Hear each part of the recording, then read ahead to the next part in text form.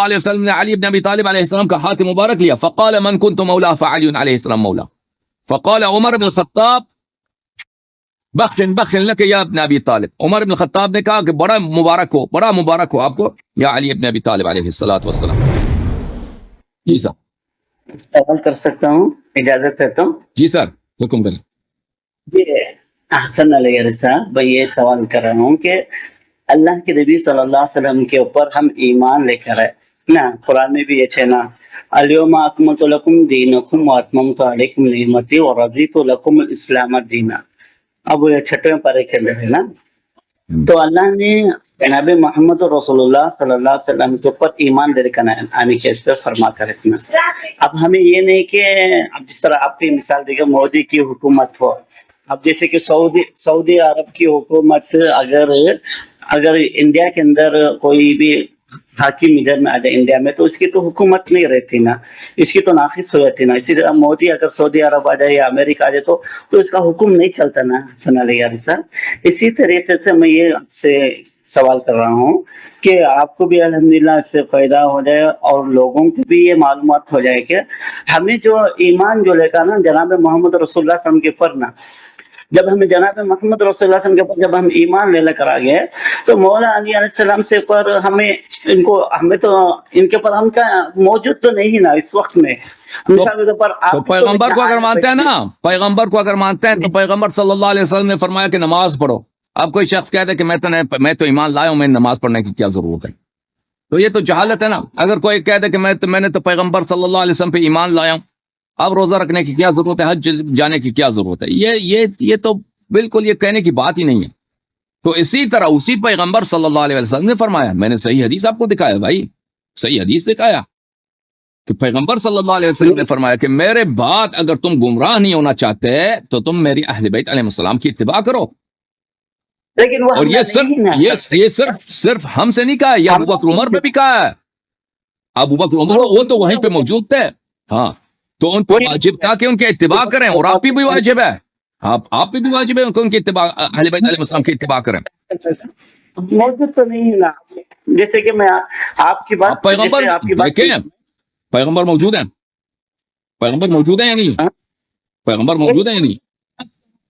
پیغمبر تو موجود ہیں. آپ جیسے کہ السلام علیکم ایھا النبی، ہم تو اگر وہ موجود ہیں تو ان کا بھائی علی علیہ السلام بھی موجود ہیں. بھائی پیغمبر کی تم اتباع کرتے ہو، وہ دنیا سے گئے ہیں، وہ دنیا سے گئے ہیں، ان کی سنت ان کے اقوال موجود ہیں.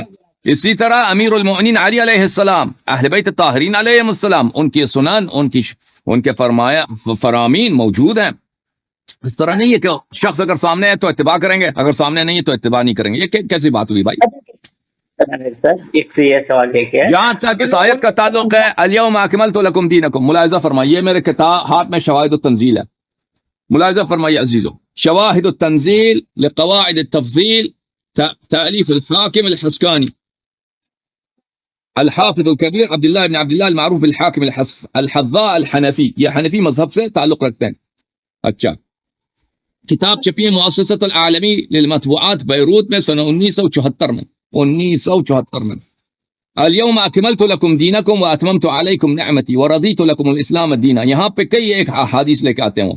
حدیث نمبر 1 روایت کرتے ہیں ابو ہریرہ سے کہ وہ کہتے ہیں کہ جو شخص 18 ذی الحجہ کو جو عید غدیر ہے اس دن روزہ رکھے، کتب اللہ لہ صیام 60 شہرا، اللہ تعالیٰ اس کو 60 مہینوں کا، ایک دن روزہ رکھے 60 مہینوں کا، یعنی 5 سال کا مسلسل آپ روزہ رکھیں اس کا ثواب دے دیتا ہے. اچھا، وہو یوم غدیر خم، اور یہ یوم غدیر خم ہے. لما اخذ رسول اللہ صلی اللہ علیہ وآلہ وسلم بید علی، جب رسول اللہ صلی اللہ علیہ وسلم نے علی بن ابی طالب علیہ السلام کا ہاتھ مبارک لیا، فقال من كنت مولا فعلی علیہ السلام مولا، فقال عمر بن الخطاب بخن لك یا ابن ابی طالب. عمر بن الخطاب نے کہا کہ بڑا مبارک ہو آپ کو یا علی ابن ابی طالب علیہ الصلوۃ والسلام.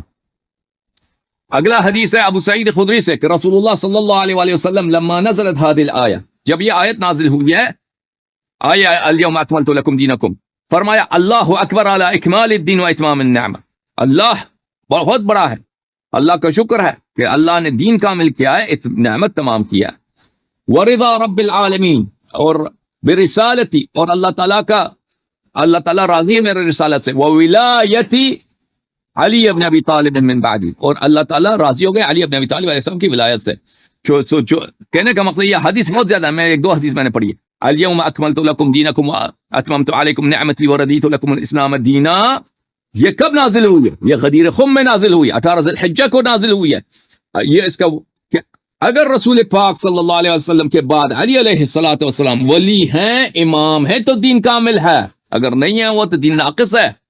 اللہ جس دین سے راضی ہوئے ہیں، اللہ نے جس دین کو کامل کیا ہے، اس میں من کنت مولا، اس وقت جب رسول پاک صلی اللہ علیہ وسلم نے فرمایا من کنت مولا، جب انہوں نے امیر المؤمنین علیہ السلام کی ولایت کا اور ان کی امامت کا اور ان کی خلافت کا، ان کی تاج پوشی کا اعلان فرمایا تھا. ٹھیک ہے نا میرے بھائی؟ نصیب وہ ان لوگوں کے لیے ہو گیا نا حسن علی صاحب، جو موجود تھے نا ان کے لیے ہے نا، ہمارے لیے کہا. اوکے اوکے بھائی، آپ سے اب کیا شریعت کس کے لیے بھائی؟ پیغمبر موجودین کے لیے یا سب کے لیے؟ یہ کیا بات ہے بھائی؟ دین لے کر اب جیسے کہ قرآن کے اندر ہے نا، یا تبارک ملک کے اندر کیا بات ہے بھائی؟ قرآن سنت صرف انہیں صحابہ کے لیے تھا، دوسروں کے لیے نہیں ہے. اب کلم القی فیہا فوج سألہم خزنتها لم یاتکم نذیر ہے نا. جب جہنم میں ڈالا جائے گا سورہ ملک کے اندر، اس وقت تو سوال کیا جائے گا کیا تم نہ کوئی ڈرانے والا نہیں آئے گا؟ تو اس وقت ہمارے پاس پیغمبر کہاں، ہم نہ ڈرانے کہاں ہے؟ تو آپ کے پاس پیغمبر نہیں ہے؟ اب پیغمبر کہاں؟ وہ تو ہمیں کتابوں سے یا آپ کے جیسے ان سے معلومات بھائی کرتے آپ سنت کی اتباع کرتے ہیں یا نہیں کرتے؟ سنت کی اتباع، حدیث کو آپ حدیث قرآن کو مانتے ہیں نہیں مانتے آپ؟ یا صرف ان لوگوں کے لیے تھا؟ وہ جو قرآن سنت جو صحیح ہے اس کو آپ مانتے ہیں یا صرف کہتے ہیں وہ صحابہ کے لیے تھا سر؟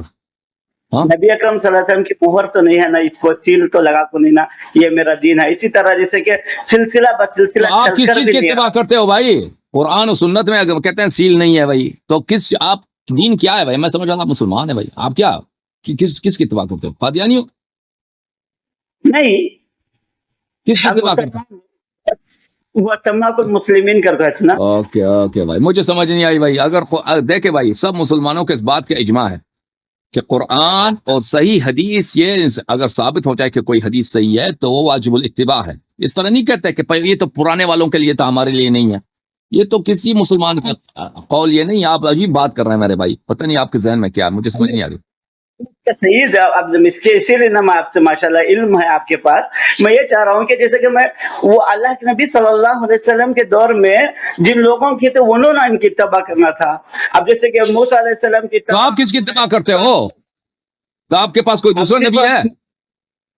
آپ صرف محمد رسول اللہ صلی اللہ علیہ وسلم کی اتباع کرتے ہیں ہمیں. اوکے اوکے، وہ اسی پیغمبر نے فرمایا کہ میرے بعد میرے اہل بیت علیہ السلام کی اتباع کرو. اسی نے فرمایا. انہوں نہیں صاحب، ہم کہاں ہیں؟ یہ کیا بات ہے کہ نہیں ہے؟ وہ نہیں ہے. آپ حنفی ہیں؟ آپ کس مذہب؟ حنفی ہیں؟ مسلمان صرف حنفی بھی نہیں ہے. اچھا، پیغمبر بھی تو نہیں ہے نا. اور بھائی اتباع کے لیے شرط نہیں ہے کہ وہ آدمی زندہ ہو. اتباع کے لیے شرط نہیں ہے کہ سامنے والا آدمی زندہ ہو. بھائی وہ آپ پیغمبر بھی نہیں، ہم اس کی اتباع کرتے ہیں. بہرحال بہت تھینک یو میرے بھائی، آپ کی بات مجھے سمجھ نہیں آ رہی. تھینک یو سر، آپ کی بات مجھے سمجھ نہیں آ رہی. Thank you. وہ پیغمبر بھی زندہ نہیں ہے نا، اس کو آپ کیا جواب دے رہے ہیں؟ نبی کریم صلی اللہ علیہ وسلم زندہ ہیں. جو لوگ ابو حنیفہ کی اتباع کر رہے ہیں، ابو حنیفہ زندہ ہیں. جو لوگ مثلا شافعی کی اتباع کر رہے ہیں، شافعی زندہ ہیں. یہ کوئی بات ہوئی کہ وہ زندہ نہیں ہے؟